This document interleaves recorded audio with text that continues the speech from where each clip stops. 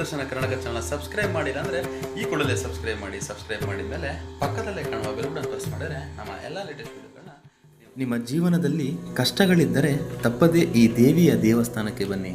ನಮ್ಮ ಕರ್ನಾಟಕದಲ್ಲಿ ಅನೇಕ ಶಕ್ತಿ ದೇವರ ದೇವಸ್ಥಾನಗಳಿದೆ. ಜಗದಂಬೆಯಾಗಿ ಜಗತ್ತಿನ ಎಲ್ಲರನ್ನೂ ರಕ್ಷಿಸಲು ದೇವಿಯು ಒಂದೊಂದು ಅವತಾರದಲ್ಲಿ ಕರ್ನಾಟಕದ ಎಲ್ಲೆಡೆಯೂ ನೆಲೆಸಿದ್ದಾಳೆ. ಇಂದು ನಾವು ನಿಮಗೆ ಒಂದು ವಿಸ್ಮಯಕಾರಿ ದೇವಸ್ಥಾನದ ಬಗ್ಗೆ ತಿಳಿಸುತ್ತೇವೆ. ಈ ದೇವಿಯು ಅನೇಕ ಪವಾಡಗಳನ್ನು ಮಾಡುತ್ತಾ ತನ್ನ ಇರುವಿಕೆಯನ್ನು ತೋರುತ್ತಿದ್ದಾಳೆ. ಎಷ್ಟೋ ಜನರ ಬಾಳಿನಲ್ಲಿ ಅನೇಕ ವಿಸ್ಮಯಕಾರಿ ಪವಾಡಗಳನ್ನು ಮಾಡುತ್ತಾ ಭಕ್ತರನ್ನು ರಕ್ಷಿಸುತ್ತಾ ನೆಲೆ ನಿಂತಿದ್ದಾಳೆ. ಇದಕ್ಕೆ ಇದೊಂದು ಘಟನೆಯೇ ಸಾಕ್ಷಿ. ಒಮ್ಮೆ ಒಬ್ಬ ಯುವಕನಿಗೆ ಬಸ್ನಿಂದ ಗುದ್ದಿ ಅಪಘಾತವಾಯಿತು. ಆತನ ಗಂಟಲಿಗೆ ಕಬ್ಬಿಣದ ಚೂರೊಂದು ಸಿಕ್ಕಿ ಹಾಕಿಕೊಂಡು ಸಾವು ಬದುಕಿನ ನಡುವೆ ಹೋರಾಡುತ್ತಿರುವಾಗ ವೈದ್ಯರು ಈ ಯುವಕ ಬದುಕುವುದಿಲ್ಲ ಎಂದು ಹೇಳಿಬಿಡುತ್ತಾರೆ. ಆಗ ದೇವಿಯ ಬಳಿ ಬಂದು ಆತನ ಪೋಷಕರು ಬೇಡಿಕೊಳ್ಳುತ್ತಾರೆ.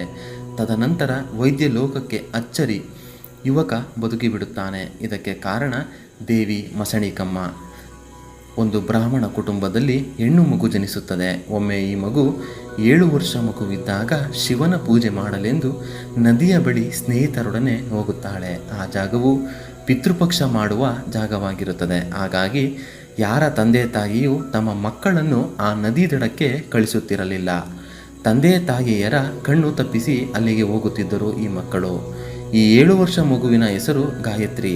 ಈ ಮಗು ತುಂಬೆ ಹೂ ಕೀಳಲು ಹೋಗಿ ಸಂಜೆ ಆದರೂ ಮನೆಗೆ ಬರಲಿಲ್ಲ. ಆಗ ಎತ್ತವರು ಗಾಬರಿಗೊಂಡು ನದಿ ದಡಕ್ಕೆ ಹೋದರು. ಊರಿನ ಜನರು ಸಹ ಅಲ್ಲಿಗೆ ಬಂದರು. ಎಲ್ಲರೂ ಮಗುವಿನ ಹೆಸರು ಜೋರಾಗಿ ಕೂಗುತ್ತಾ ಹುಡುಕುತ್ತಿರಬೇಕಾದರೆ ದಗದಗನೆ ಉರಿಯುತ್ತಿದ್ದ ಒಂದು ಇಟ್ಟಿಗೆಯ ಗೂಡಿನಿಂದ ಮಗುವಿನ ಧ್ವನಿ ಕೇಳಿಸಿತು.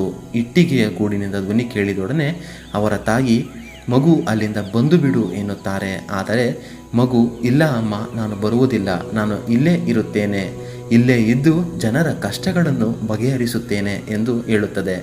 ಎಷ್ಟೇ ಕರೆದರೂ ಬರುವುದಿಲ್ಲ. ತಾಯಿಯು ಹಾಗಾದರೆ ನೀನು ಎಂದಿಗೂ ಬರಬೇಡ, ಅಲ್ಲೇ ಇರು ಎಂದು ಹೊರಟು ಹೋಗುತ್ತಾರೆ.